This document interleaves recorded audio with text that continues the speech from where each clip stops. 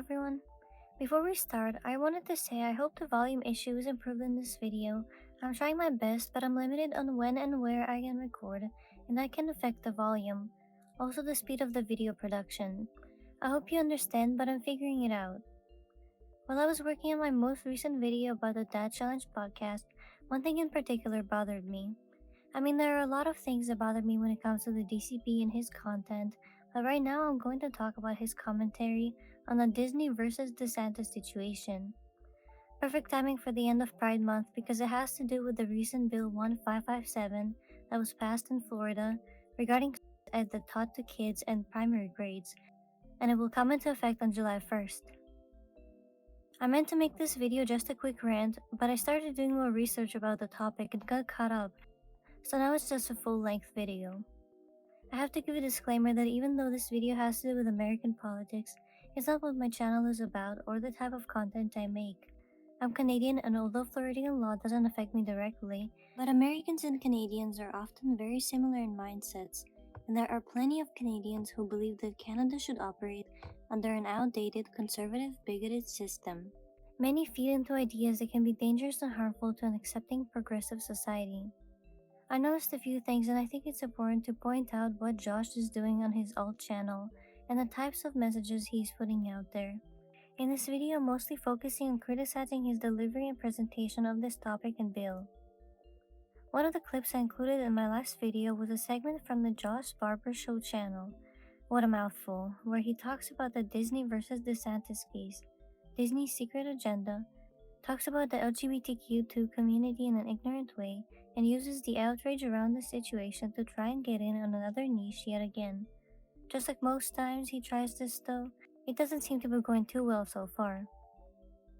On this channel he claims to give common sense commentary, but in my opinion, he does a terrible job at it. Josh makes it seem like what he presents are balanced common sense opinions, yet goes on to spread hateful and homophobic rhetoric that doesn't seem like common sense to me. I'm also not defending Disney here because they're a multi-billion-dollar company, who just like most multi-billion-dollar companies usually cares about their profit above all else. Josh rarely ever does research or show evidence for anything he talks about, basically just copying and repeating opinions which are popular in their community, which is why I've done research and linked to everything I talk about in the description down below. So he starts the segment by talking about the House Bill 1557 and says it was dubbed the Don't Say Gay Bill by the left because they're afraid teachers and students won't be able to share about their personal lives.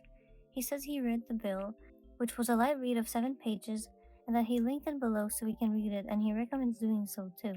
Yet the only links in his description are to his merch shop and Ko-fi, which is exactly what I expected. Well, DeSantis and the Florida legislature passed a bill barring teachers from speaking to kids from K to 3rd grade about talking about gender, sex, anything. Just none of that stuff. Not allowed to talk from K to 3rd grade about it. It's been dubbed as the Do Not Say Gay Bill. I think it's ridiculous because I read the bill myself. It was 7 pages. It was a really light read. Do yourself a favor and read it. I'll try to link it below if I remember. Read it yourself, okay? It's 14 pages! So I've read it, and I get a little bit frustrated because so many people just hear that and they're like, oh, that's it. But if you haven't read it yourself, I defy you. Go read it and then come back with what you think it is. The left has dubbed it the Do Not Say Gay Bill because they are afraid that teachers aren't allowed to talk about their personal lives, or if a kid comes to school that has 2 same parents, they won't be able to talk about that. It's not true. Yeah, no LGBTQ topics at all. No trans topics. They're not allowed to talk about that. That's straight included, everybody. Please remember, I am not a professional or have any background in law, just like Josh, so we're on level ground here.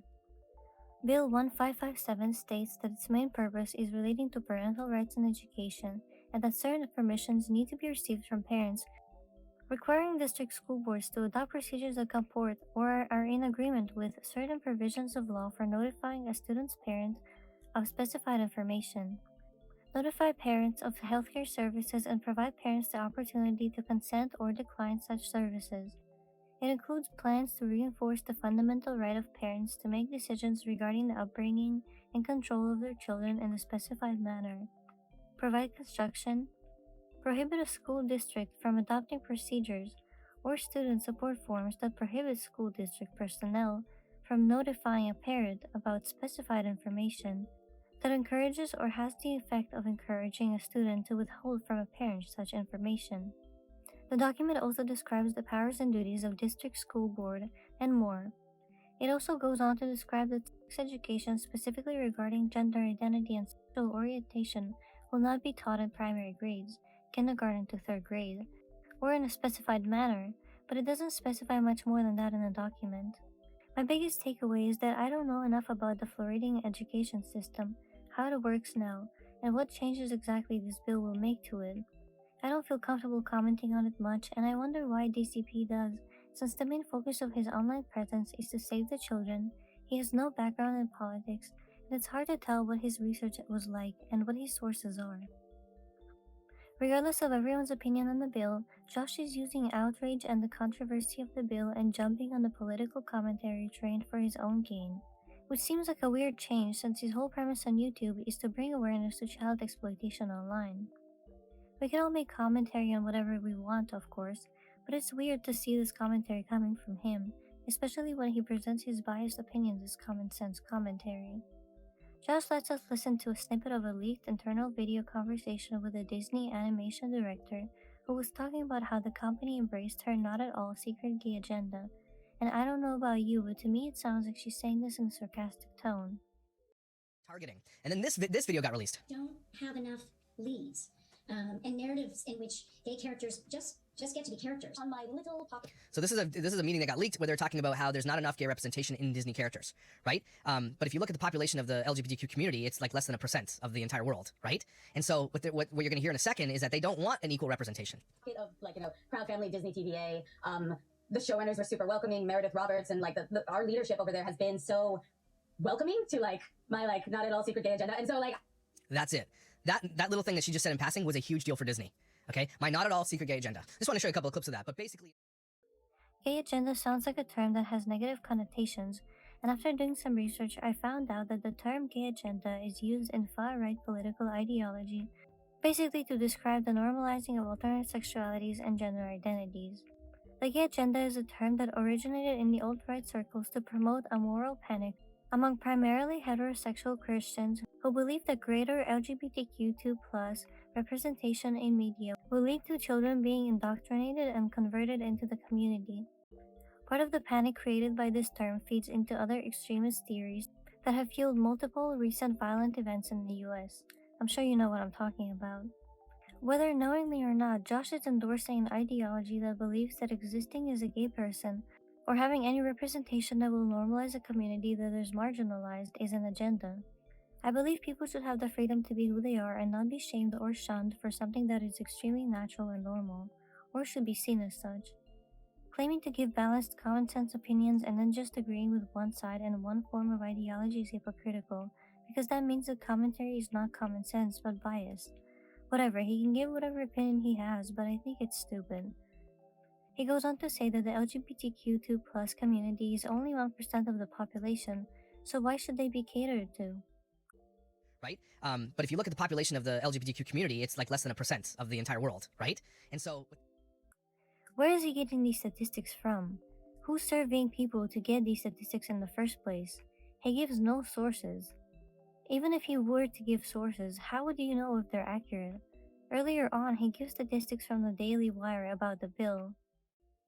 Wire had an exclusive poll. Over 60% of Americans back Florida limits on K-3 lessons on sexual orientation and gender identity. Poll results indicate that Americans across racial, party, and age lines support the Florida proposal. More than 6 in 10 Americans, 64%, support the Florida bill's ban on classroom instruction on sexual orientation. More than 6 in 10 Americans, 64%, support the Florida bill's ban on classroom instruction, okay? The Florida measure is backed by 69% of Republicans, 62% of Democrats, and 57% of independents. That is a big number. Backed by 69% of Republicans and 62% of Democrats. The Daily Wire happens to be a conservative news source, therefore it is most likely biased. Does the 1% statistic come from them too? Also, you can't accurately estimate what percentage of the population LGBTQ2+ people are, because not everyone realizes they're gay, and even if they do, not everyone is ready or able to come out publicly. There's rarely a way to tell gay and straight people apart. Josh said we don't have that kind of stuff in Canada about black people, a group that you can visually identify, so of course he wouldn't be able to visually identify gay people. It was dumb because we got lost in downtown Detroit. Don't ever get lost as white people downtown Detroit, okay? White boys. as anyone, really. As anyone, don't. And these guys pull up in this giant Tahoe or this big giant black, I don't know what it was, Escalade or something, roll down their window and look at us and they say, "What are you listening to?" We roll up our window and Yeah, the highway was right at the next exit. We hopped on the highway and took off. We were like, I don't even know, and I don't even know. That was scary because we don't know anything because we're from Canada, man. We don't have that kind.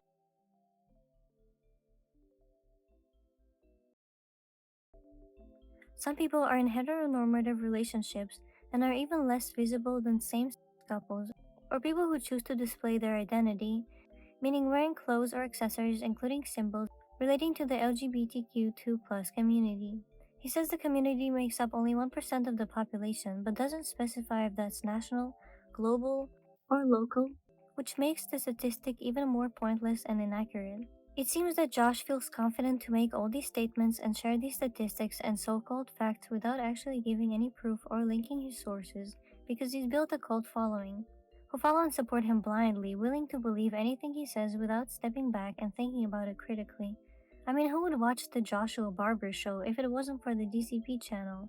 All of his subscribers come from there because without that channel, he remains just another middle-aged man sitting in his basement, spreading his self-righteous opinions on the internet while his wife cares for the house and children. Everyone who isn't naive enough to be manipulated by Josh can see that. We can all have our own opinions on these topics, but it's so important that they're truly our own and not coming from someone who built their platform on outrage, exaggeration, and false claims delivered under the guise of fighting for a good cause. I believe everyone should be able to express their beliefs and opinions freely, but I don't understand why Josh is trying to move on to another genre and niche yet again when he seemed to have had success on his DCP channel, especially when he doesn't seem to have any prior experience or in-depth knowledge about the topics he talks about. It makes me wonder if he truly cares about these topics or just the monetary potential they might have for him. What do you think about Josh trying to give political commentary? Anyways, thank you for being here today and listening. I appreciate every single one of you. I'm sorry videos have been coming out so slowly recently, but along with changing my model and some other things on my channel, I've been busy in my personal life as well.